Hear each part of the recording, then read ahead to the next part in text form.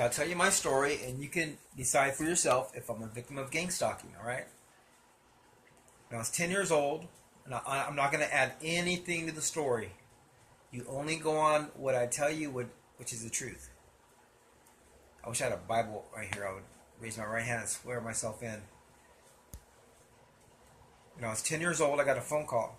My mom went to my grandma's house. I was at home alone in Lemon Grove, San Diego, eating a bowl of cereal.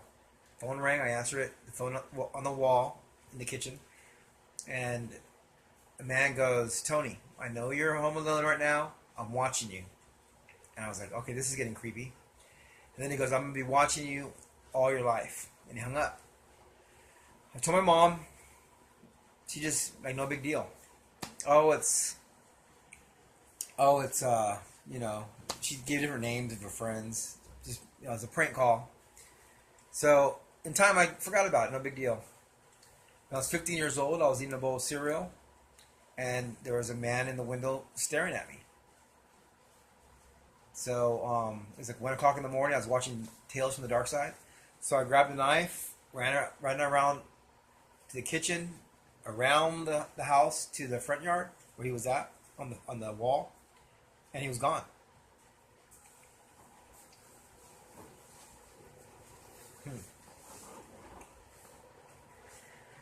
Then when I was 17, me and my girlfriend had a kid. I was 17, she was 15. And we moved in across the street from my grandfather's house. We were renting a room. And I was outside smoking a cigarette, walking into the house. I didn't really smoke cigarettes. She smoked cigarettes. I just grabbed one of her cigarettes and smoking it. I walked toward the house from the backyard, and somebody punched the fence. Boom. So I walked back over there, looked over the fence, and didn't see nobody. Walked back toward the house again, got toward the back door, and someone hit the fence again. Boom. And that was it. Then, same night, maybe a few nights later, somebody tries to get into the window. They moved their shelf that was against the window. Had all kinds of boxes on it. They moved it away from the window. Me and her heard like someone messing with the shelf, but we didn't have any phone. There was no phone in the house. This is before cell phones. We weren't about to go out there and check and see who it was. 1 o'clock in the morning. We just sat there, in the room. The door was locked, and just waiting to see what was going to happen. Then we moved down the street. About 4 or 5 months later, there was a huge shadow at that window, like a 300, 400 pound shadow, and we had no windows in the front, no peek hole. There's just no way to see the front. That's the only door we had, was the front door. That was it. It was a duplex. There was no back door. So we either go to the front door or we stay in. And there was no windows, no peek hole, so we just decided to stay in. We both grabbed knives. My son was a baby. He was in the house with us. We had no phone, no way to call out for help. The next morning, went out there, and the screw was taken off the window. Next time he was trying to, get in the window. Then I noticed a few months later, I was smoking a cigarette, and I noticed the house on the hill, there was like naked people standing inside the window. So I told my sister, my brother-in-law, and then a few nights later they came over. We had binoculars, and me, my girlfriend, my brother-in-law, my sister, we turned off the lights, and we looked up at the house on the hill, and there was like 4 or 5 people standing in the window naked, just staring down at the duplex. So we flashed the lights, they flashed the lights back. It was creepy. Then a couple years went by, I broke up with her. Moved to the studio apartment I'm in now, 1990. I was 20 years old, and I would come home from work, and my light was always on. I kept thinking, I know I turned the light off. So one day I turned the light off. I walked toward the bus stop to catch the bus to go to work. I got halfway there, like a block and a half. I walked back. I come back inside, and the light's on again. And I know for a fact I turned it off. Then, like, stuff would be moved around, missing money over the years.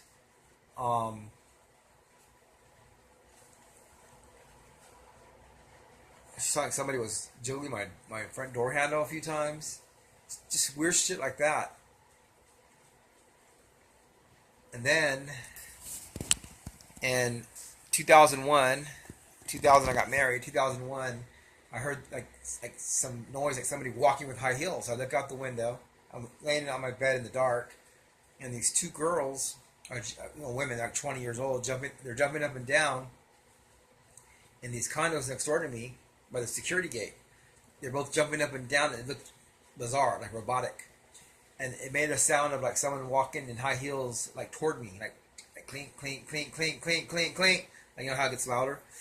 And they kept turning around and giggling, and they pointed over at me, and they shouldn't have been able to see me because I'm in the dark. I'm laying there in the dark, looking out this little tiny little thing through the window, because the window is cracked open for the air. Then I told this story. There's been other stuff, like more money missing, food moved around in the refrigerator when I'm gone. I was living alone at the time. Cash missing. Oh, I remember waking up in the morning in 1999, and there'd be like strings. Like, so when I'm sleeping at night, somebody was coming in here and like twirling up strings, like cone shapes on the carpet I had back then. I thought it was ghost. So if I had thought somebody was coming in here, because I've seen like, I'm not going to talk about that right now. Save that for a different video.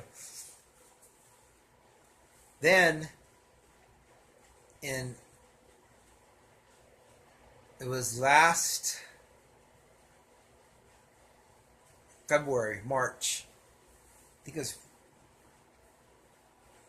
around February, March.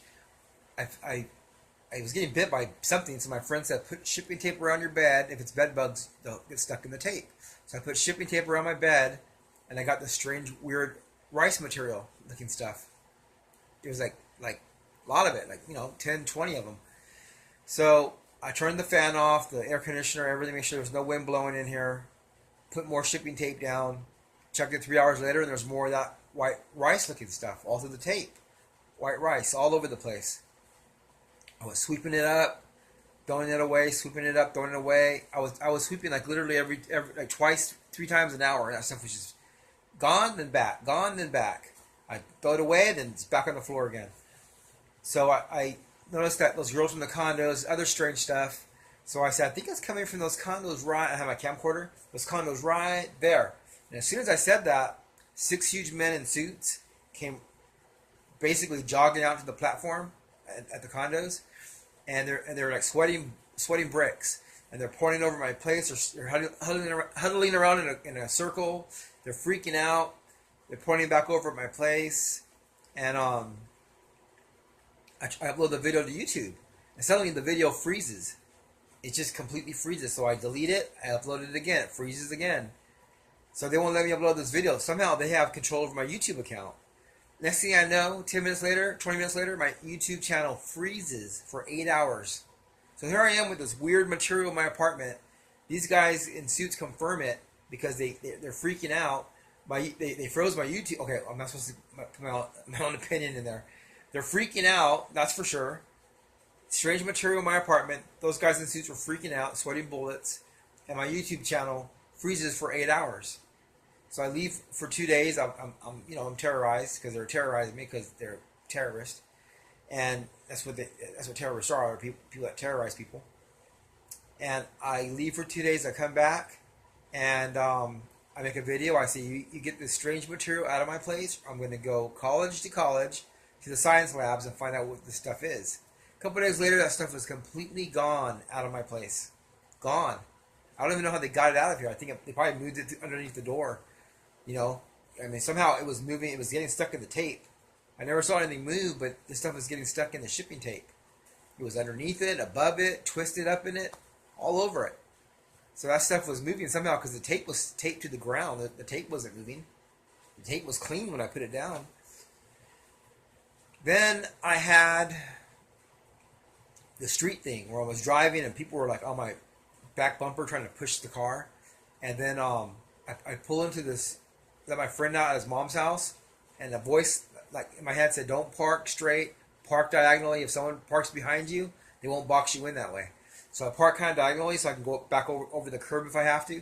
And this minivan, he gets out of the car to hit the security gate, let the car in, and this minivan stops right there in the red zone, trying to block me in. And these 2 old men are looking at me. They're looking at me with hate pure hate on their face. Two men like in nice clothes. You can tell they were like suits, but these weren't suits. These were like nice dressy clothes, and they were just giving me a dirty look, kind of like.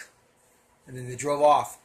They stopped in the street, just looked at me, and then drove off. And then I'm going home, and then when I got close to my house, this guy's supposed to make a left turn in traffic. He doesn't. It's a green arrow. He doesn't. People are like, why isn't this guy moving? They start honking. He looks at me in the mirror and goes, like, I'm talking too much. Then this guy in a minivan pulls over in the red zone by the bus, gets out of his minivan, walks over to my front bumper, blocks my car, and starts directing traffic to go around this guy. The guy who's signaling me in the mirror, telling me I'm talking too much. And then the car starts going around him while this guy's like blocking my bumper so I can't move. This guy pulls up into the red zone where the bus stop was at. So they were together, obviously, because one guy's telling me I'm talking too much in the mirror. But I was making videos about this strange stuff that was in my apartment and other stuff. And then I come home one day and these two mean-looking Marine guys, this is like a week later, two mean-looking guys, huge guys. They're talking to some dweeb guy in the condos right there, and the two mean guys look at me and they go, and then they walk away. I'm like, that's not looking good. So that night I was watching some videos I did. I was about to go to bed. I had a nice big dinner. It was like 1 o'clock in the morning. Right about to turn the lights off, and I heard I actually saw a shadow of a man walking down by my front door, past the blinds. I saw like a shadow of a man walking down the steps. Then I heard someone, because I came over to this window and I could hear someone like walking on the side of my studio apartment where the shrubs were at. I could hear like leaves cracking underneath their shoes. So I told my brother, we got company, dude. My brother was staying the night. So I called the police. They come out here. They don't want to shine their flashlight behind my studio. They take off. They leave. I call again because someone's out there creeping around. I can hear him like sneaking around. I can hear him breathing. I call a second time. She hangs up on me. I call a third time while the phone's ringing. This is like 3 in the morning. While the phone's ringing to 911, a voice hacks in the phone and goes, "No one's going to help you." My brother goes, "Whoa, what was that?" And I'm like, you tell me, So then the cops come here, and they don't ask my brother anything. Like, what did you hear? What did you see? They normally would separate you and ask you, what did you see? What did you see? They didn't even separate us and ask us any questions. They put all their focus on me. They argued with me. I said, "Will you please shine the flashlight behind my studio apartment?"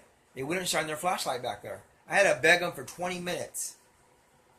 While two police officers were bullying me, the other 3 officers went behind there and shined their flashlights. I don't know what was back there because they wouldn't let me go back there and look.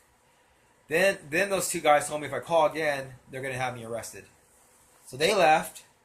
I came back upstairs. It was 4 in the morning. I go, I'm just going to ride this out. It's almost sun. It'll be up soon.